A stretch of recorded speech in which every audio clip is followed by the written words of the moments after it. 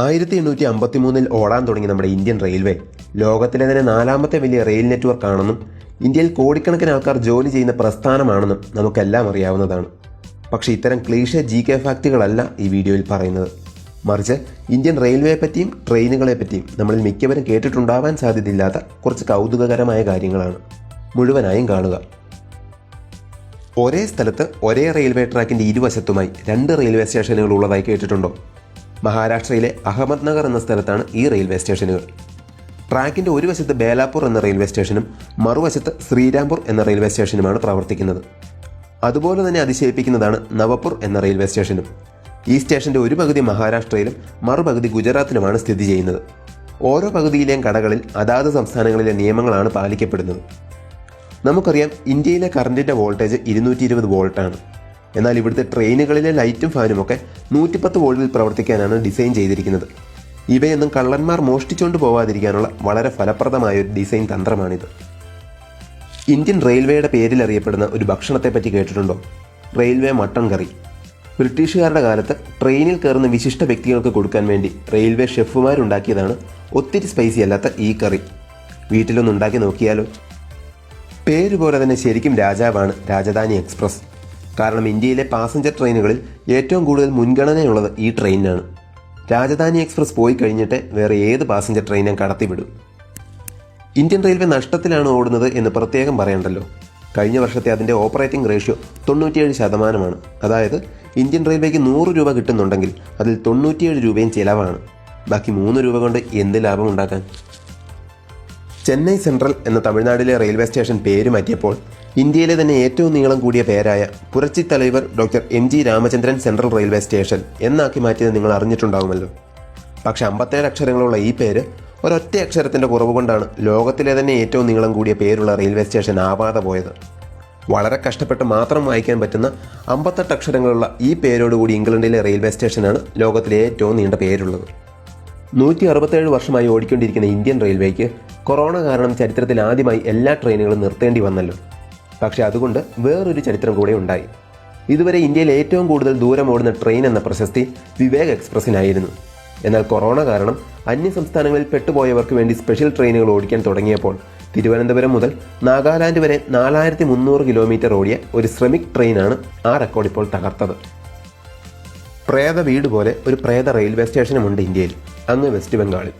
പ്രേതബാധയുണ്ട് എന്ന് പറഞ്ഞ് 50 വർഷത്തോളം അത് പൂട്ടിയിട്ടതിന് ശേഷം 2010-ലാണ് വീണ്ടും തുറക്കുന്നത്. എങ്കിലും രാത്രിയായി കഴിഞ്ഞാൽ പിന്നെ ആർക്കും ആ റെയിൽവേ സ്റ്റേഷൻ്റെ അടുത്തേക്കേ പോകാൻ ഇപ്പോഴും ധൈര്യമില്ല. ചരക്ക് നീക്കം കൂടുതൽ ദ്രുതഗതിയിലാക്കാൻ വേണ്ടി ഒന്നിനു മുകളിൽ ഒന്നായി കണ്ടെയ്നറുകൾ കൊണ്ടുപോകുന്ന ഡബിൾ സ്റ്റാക്ക് ട്രെയിനുകൾ വർഷങ്ങളായി ഇന്ത്യയിൽ ഓടുന്നുണ്ട്. എന്നാൽ ലോകത്തിൽ ഇന്നേ വരെ ഒരിടത്തും ഇലക്ട്രിക് എഞ്ചിനുകൾ ഉപയോഗിച്ച് ഇത്തരം ട്രെയിനുകൾ ഓടിച്ചിട്ടില്ല. പക്ഷേ ഇക്കഴിഞ്ഞ ജൂണിൽ ലോകത്തിൽ തന്നെ ആദ്യമായിട്ട് ഇലക്ട്രിക് എഞ്ചിൻ ഉപയോഗിച്ച് ഡബിൾ സ്റ്റാക്ക് ട്രെയിൻ ഓടിച്ചു എന്ന അംഗീകാരം ഇന്ത്യൻ റെയിൽവേ സ്വന്തമാക്കി. ഇന്ത്യയിൽ തന്നെ ഏറ്റവും കൂടുതൽ ആൾക്കാർ സന്ദർശിക്കുന്ന ഒരു വെബ്സൈറ്റാണ് IRCTCയുടെ ഓൺലൈൻ ടിക്കറ്റ് ബുക്ക് ചെയ്യുന്ന സൈറ്റ്. സാധാരണ ഒരു ദിവസം 1 മിനിറ്റിൽ മാത്രം 1.5 ലക്ഷത്തോളം ആൾക്കാരാണ് ഈ വെബ്സൈറ്റ് സന്ദർശിക്കാറുള്ളത്. അവധിക്കാല സീസൺ ആകുമ്പോൾ അത് എത്രയോ ഇരട്ടിയാവും. ഇത്രയും ട്രാഫിക് ഉള്ളൊരു വെബ്സൈറ്റ് ഇടയ്ക്കിടയ്ക്ക് ഹാങ് ആയി പോകുന്നതിനും കുറ്റം പറയാൻ പറ്റത്തില്ല. മിക്ക ട്രെയിനുകളിലും വാതിലിനോട് തൊട്ടു ചേർന്നുള്ള ജനാലയിൽ സാധാരണയിൽ കൂടുതൽ കമ്പികൾ വെച്ചിട്ടുണ്ടാവും. ഇതെന്തിനാണെന്നറിയാമോ? മോഷണം തടയാൻ. വാതിലിനോട് തൊട്ടു ചേർന്നുള്ള ജനാലയായതിനാൽ ട്രെയിൻ ഓടുന്ന സമയത്ത് ഡോർ സ്റ്റെപ്പിൽ നിന്നുകൊണ്ട് ആരും കാണാതെ ജനലിൽ കൂടി കൈയിട്ട് സാധനമെടുക്കാൻ വളരെ എളുപ്പത്തിൽ സാധിക്കും. ഇത് തടയാൻ വേണ്ടിയാണ് കൈ കടക്കാത്ത രീതിയിൽ ഗ്യാപ്പ് കുറച്ചുള്ള ജനാലകൾ അവിടെ പണിതിരിക്കുന്നത്. ട്രെയിനുകൾ പ്രൈവറ്റൈസ് ചെയ്യുന്ന വാർത്തയാണല്ലോ ഇപ്പോൾ മുഴുവൻ കേൾക്കാനുള്ളത്. എന്നാൽ 120 വർഷമായിട്ട് ഇന്ത്യ ഗവൺമെൻറ്റിൻ്റെ സ്വന്തമല്ലാതെ ഓടിക്കൊണ്ടിരിക്കുന്ന ഒരു പ്രൈവറ്റ് ട്രെയിൻ ഉണ്ട് ഇന്ത്യയിൽ. ശകുന്തള റെയിൽവേ എന്നറിയപ്പെടുന്ന മഹാരാഷ്ട്രയിലെ ഒരു റെയിൽവേ ലൈൻ. റെയിൽവേയെ ദേശസാൽക്കരിച്ച സമയത്ത് ഈ ഒരു ലൈൻ മാത്രം എന്തുകൊണ്ടോ ഗവൺമെൻറ് വിട്ടുപോയി. ആ ട്രെയിനും റെയിൽവേ ലൈനും ഒക്കെ ഇപ്പോഴും അതുണ്ടാക്കിയ കമ്പനിക്ക് സ്വന്തമാണ്. ട്രെയിനിലെ ചില ബോഗികളുടെ അറ്റത്ത് മഞ്ഞ വരകളും വെള്ള വരകളും വരച്ചു വെച്ചിരിക്കുന്നത് ശ്രദ്ധിച്ചിട്ടുണ്ടോ? പ്ലാറ്റ്ഫോമിൽ ട്രെയിൻ കയറാൻ നിൽക്കുന്നവർക്ക് ഓരോ കമ്പാർട്ട്മെൻറ്റുകളെ എളുപ്പത്തിൽ തിരിച്ചറിയാൻ വേണ്ടിയാണ് ഈ വരകൾ. റിസർവേഷൻ ഇല്ലാത്ത സെക്കൻഡ് ക്ലാസ് കോച്ചുകളിലും ജനറൽ കോച്ചുകളിലുമാണ് ഇങ്ങനെ വരകളുള്ളത്. ചുരുക്കം ചില ലോക്കൽ ട്രെയിനുകളിൽ സ്ത്രീകളുടെ കമ്പാർട്ട്മെൻറ്റിനും പച്ച വരകൾ വരച്ചിരിക്കുന്നതും കാണാം. ട്രെയിനിലെ എല്ലാ ബോഗികളുടെയും സൈഡിൽ ഒരു 5 അക്ക നമ്പർ വലിപ്പത്തിൽ എഴുതി വെച്ചിരിക്കുന്നത് എന്തിനാണെന്നറിയാമോ? ആ ബോഗിക്ക് എത്ര വർഷം പഴക്കമുണ്ട് എന്ന നമ്പറിൽ നോക്കിയാൽ മനസ്സിലാവും. ആ നമ്പറിലെ ആദ്യത്തെ 2 അക്കങ്ങൾ സൂചിപ്പിക്കുന്നത് ആ ബോഗി ഉണ്ടാക്കിയ വർഷത്തെയാണ്. അതായത് 04 എന്നാണെങ്കിൽ അത് 2004 ഉണ്ടാക്കിയതാണ് എന്നാണ് അർത്ഥം. ബാക്കിയുള്ള നമ്പറുകൾ ആ വർഷം ആ റെയിൽവേ സോണിൽ കിട്ടിയ എത്രാമത്തെ ബോഗിയാണത് എന്ന് സൂചിപ്പിക്കുന്നു.